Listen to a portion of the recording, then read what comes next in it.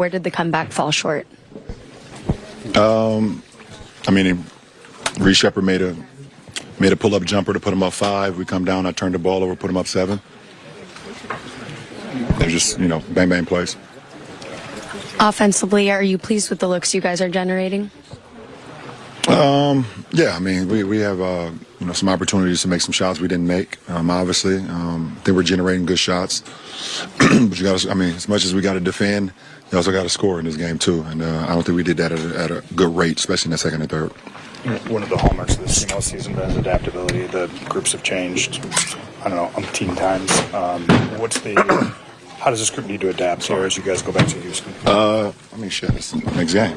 And, try to flush this one. Obviously, we got to learn from our mistakes. I think we made some mistakes tonight. Too many unforced mistakes. So we got to be better on Friday. In what ways did you get from having Austin back out there on the court the first time in about a month? What ways did you get boost from Austin back in the lineup for the first time in a month? He's such a dynamic player. His ability to get into the paint, his ability to get to the free throw line. Obviously, it's his first game in a month, so a few of his jump shots were short. That makes sense. He hasn't played in a month, so. It gives us another ball hand, another attack threat. At that point of attack, so it's great for our team. Having been down this road before, you know exactly what it takes in order to forget it so you can bounce back. Yeah, absolutely. Listen, it's one game. You give credit where credit is due. They've played well the last 2 games, exceptionally well, and that answered the call. Ron, when you talk about the mistakes that you've made, what do you attribute that to?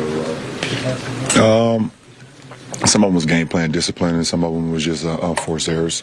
So we got to be better in both areas. And I've heard you say many times before, sometimes you just have to give the other team credit.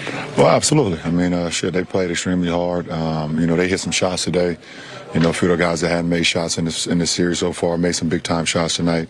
But they got contributions out of everybody, both the starters and the bench. Like I said, you get credit as credit is due. How difficult will this be to forget this one?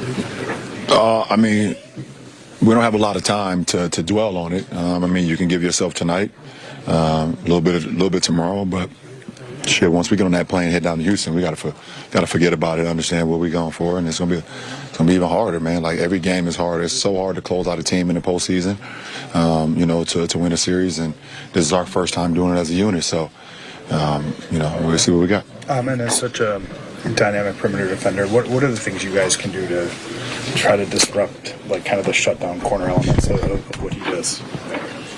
He's great for a reason on that end, and then offensively he's dynamic as well. So, you can't play with him obviously with the ball around him. He has great hands, great length, great speed, great athleticism. So, we got to when we get an opportunity to get a body on him, or the screening action, or off-ball action, we got to make sure we try to attack it that way. But got to be smart. Obviously, because he's really, really dynamic. LeBron in practice yesterday, Jabari Smith Jr. said he feels like obviously the Rockets are the better team.